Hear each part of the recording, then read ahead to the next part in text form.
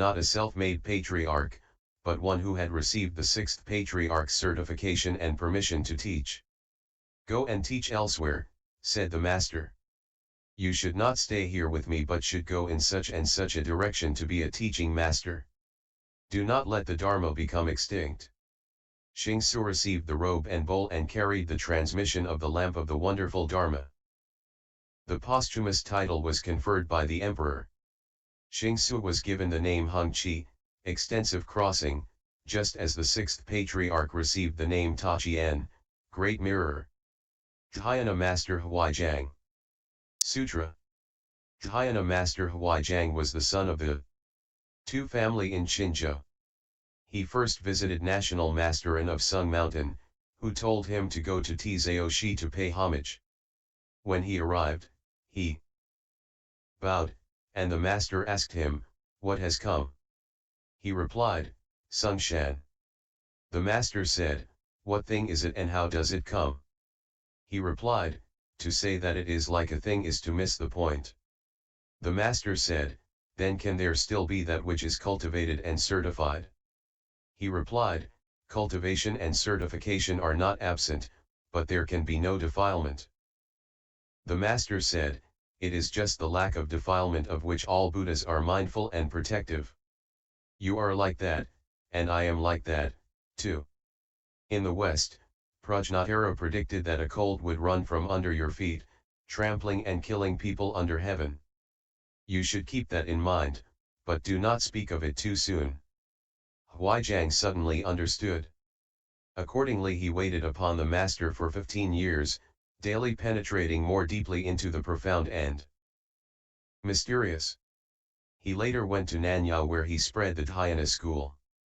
The title Dhyana Master Ta Hui was bestowed upon him posthumously. Commentary. Hsiang received the Dharma transmission from the Great Master and became the seventh patriarch. Hui means to cherish. What did he cherish? Jiang, which means to yield. He was never arrogant toward anyone, but kept his mind humble and modest, respecting everyone above and below him. In his mind he always cherished politeness. What this Dhyana master had, he appeared to be without, what was real appeared false. Although he had the way, it seemed as though he didn't. He was actually highly educated, but if anyone brought it up, he politely insisted that he was really just a beginner. He first went to study the Buddha Dharma with National Master A and National Master and sent him to study at Tzaoshi, because at that time everyone knew that Tzaoshi was the place of the true orthodox Buddha Dharma. If you really wanted to study and cultivate faith in the Buddha Dharma, you went to Tzaoshi. Now, in America, if you really want to study the Buddha Dharma, you should come and study the sutras here. Don't fear difficulty. Don't fear suffering. Don't be lazy. Study the Buddha Dharma. At that time at Nanhua Temple, the site of the platform of the sixth patriarch, there was dhyana meditation and work on the mountain slopes every day. Everyone got up at 3:30 in the morning. At 4 o'clock they went to morning recitation, which was very vigorous and lasted until 5:30. Then they sat in meditation until sunrise. After they had eaten some rice gruel, there was another hour of meditation. At 8 o'clock they went out on the mountain slopes for 2 hours until 10. The sixth patriarch's Dharma Jewel Platform Sutra. O'clock. Because there were about 2,000 people, in 2 hours they were able to do a lot of work. It was not like 1 or 2 people doing the work and not being able to finish it. At 10 they returned from the slopes and rested until 11, at which time they ate. From 12 to 2 they sat in meditation, and at 2 o'clock they went back out on the mountain slopes to work for 2 more hours. Then they returned and sat in meditation for 6 hours until 10 o'clock. Afterwards, some did their own work, bowing in homage to the sutras, or performing repentance ceremonies, until midnight. Every day it was this way. The wind of the way blew severely at Nanhua Temple. Everyone had to follow the rules. There were several thousand people and you never heard a person speak. No one spoke because they feared that they might strike up false thinking and then their work would not succeed. If you single-mindedly apply effort, you never pursue any train of random thought whatsoever. The sixth patriarch therefore established work in common which was very rigorous. When Dhyana Master Wu Hsiang arrived at Nanhua Temple he bowed, and the master said, "What has come?" "This is Chen." In the Chan school, one never speaks of the principle outright. He merely said, "What has come?" Ostensibly it was a bhikshu, but he said, "What comes?" At least he didn't ask if it was a ghost. Wu Hsiang replied, "Sung Shan." He meant, "I am from Sung Mountain." The two were using the language of the Chan school repartee. Cultivation and certification are not absent, but there can be no defilement. Cultivation has that which is cultivated and certification has that which is certified. Therefore cultivation and certification are not non-existent. So cultivation and certification can exist, but defilement cannot, that is, you cannot be stained. The self-nature must be bright and light. When Wu Hsiang said this, the master replied that there was no defilement, no filth in the self-nature. The defilements are self-seeking, jealousy, greed, hate, and delusion. Without these defilements, he said, you are thus, just as I am. We two are the same equal. The 27th Indian patriarch, Prajnatara, the predecessor of Bodhidharma, had said that a colt would run from under Wu Hsiang's feet. Who was the colt? He was Wu Hsiang's Dharma successor, Great Master Matsu Horse Patriarch Taoai. Under your feet means that the colt would be Wu Hsiang's disciple, because a disciple behaves as if he were under his teacher's foot. In the future, Prajnatara had said, a colt will run out of your gate, trampling people all over the world. No other Dharma master will match his superb eloquence and vast wisdom. None will defeat him. Under heaven, he will be supreme. Master Wu Hsiang became the sixth patriarch's personal attendant. Later he went to Hung Mountain in Nanyao, which is in Hunan province in south-central China, to propagate the Dhyana school. After Wu Hsiang died, the emperor gave him the title Great Master Tahui, Great Wisdom. Dhyana Master Hsuan Chiao. Sutra. Dhyana Master Hsuan Chiao of Yangchia was the son of a family called Tai in Wenzhou. When he was young he studied the sutras and commentaries and was skilled in the T'ien Tai Dharmador of stop and look. Upon reading the Vimalakirti Sutra, he understood the mind ground. One day he happened to meet the master's disciple Hsuan Chiao and they had a pleasant talk. As Hsuan Chiao's words were consonant with the words of all the patriarchs, Hsuan Chiao asked him, "Kind sir, from whom did you obtain the Dharma?" He replied, "I have heard the Vaipulya Sutras and Shastras, receiving each from a master. Later, upon reading the Vimalakirti Sutra, I awakened to the doctrine of the Buddha mind, but as yet no one has certified me." Hsuan Chiao said, "That was acceptable before the time of the Buddha called the awesome-voiced king. But since the coming of that Buddha, all those who self-enlighten without a master belong to other religions, which hold to the tenet of spontaneity." "Then will you please certify me, kind sir," said Hsuan Chiao. Hsuan Chiao said, "My words are of little worth, but the great master, the sixth patriarch, is at Tzeoshi, where people gather like clouds from the four directions. He is one who has received the Dharma. If you wish to go, I will accompany you." Commentary. Yangchia is the name of a place. Because everyone greatly respected this Dharma master, they addressed him after the name of his birthplace, according to Chinese custom.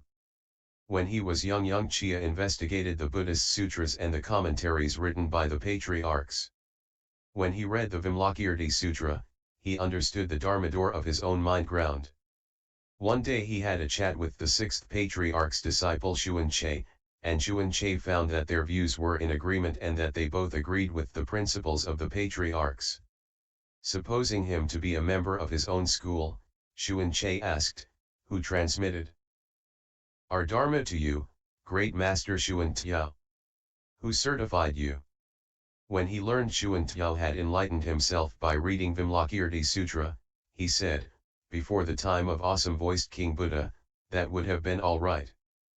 But he was the first Buddha, and now, since his advent, anyone who claims to be enlightened without a master's certification is simply not a Buddhist. Not a Buddhist? Oh no, said Hsuan Chiao. Then please certify me. I don't know what certain people in America who certify themselves and then lecture on the Sixth Patriarch Sutra do when they come to this passage of text.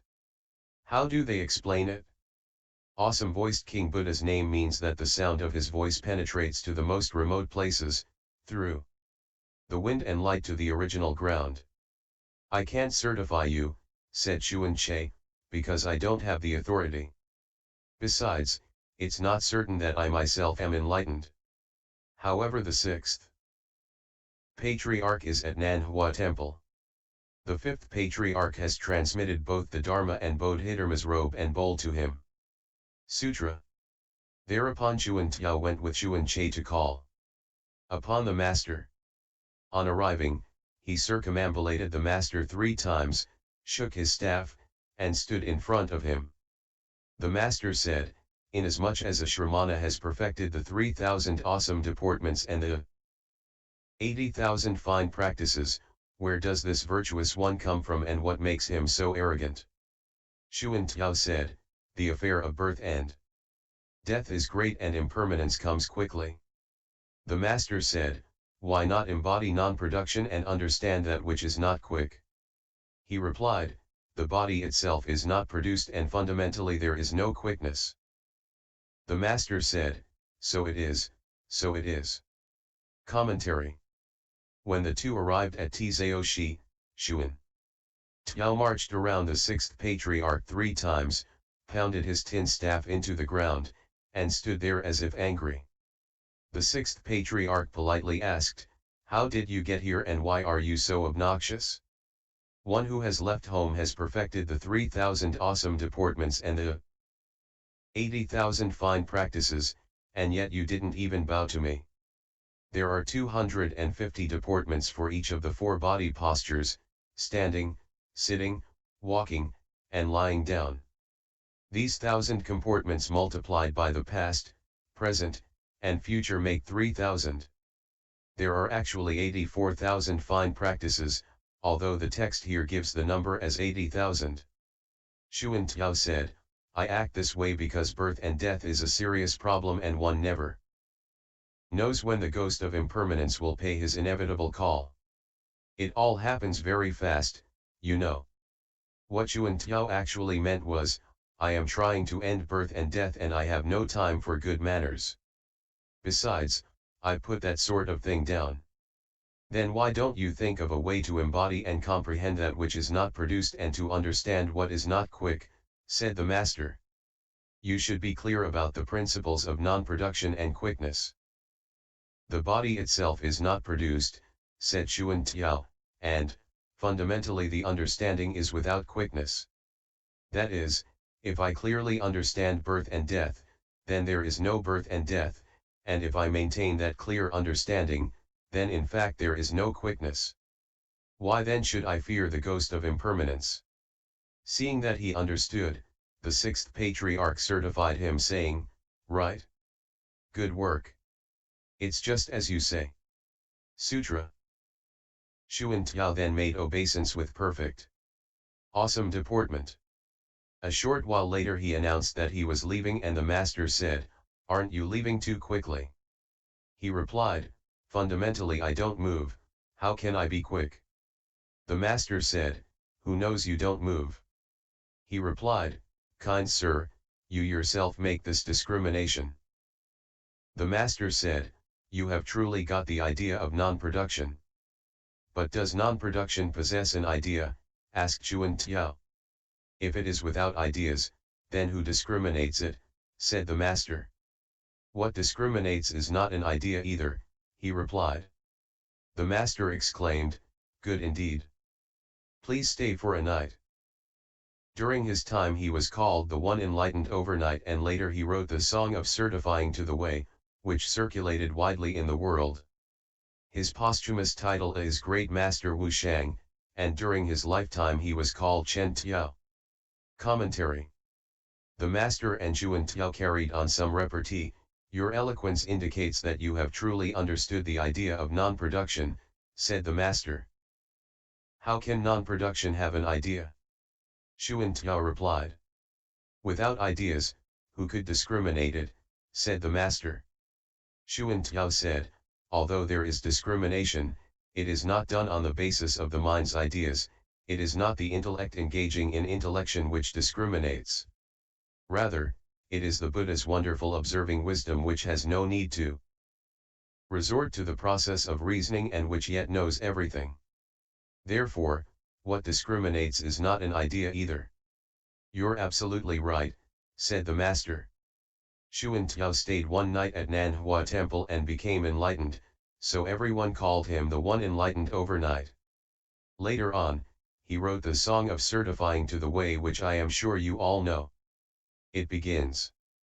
Have you not seen the man of the way who has cut off learning and, in leisure, does nothing? Who does not reject false thinking or seek reality?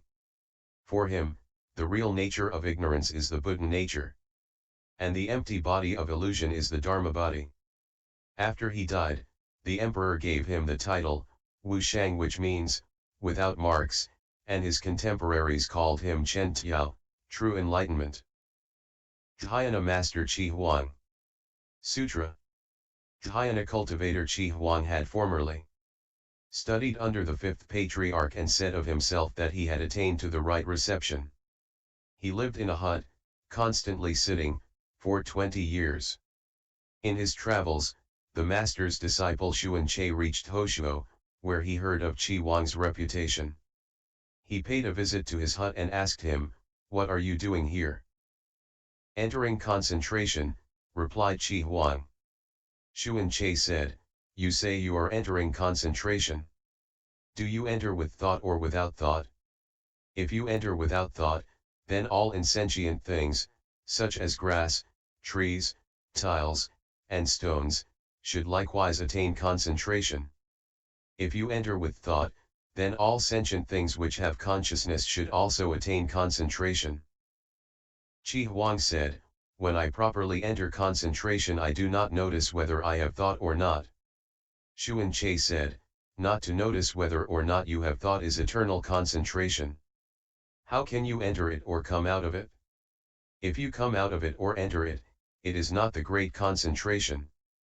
Chi Huang was speechless. After a long while, he finally asked, "Who is your teacher?" Hsuan Che said, "My master is the sixth patriarch at Tzeoshi."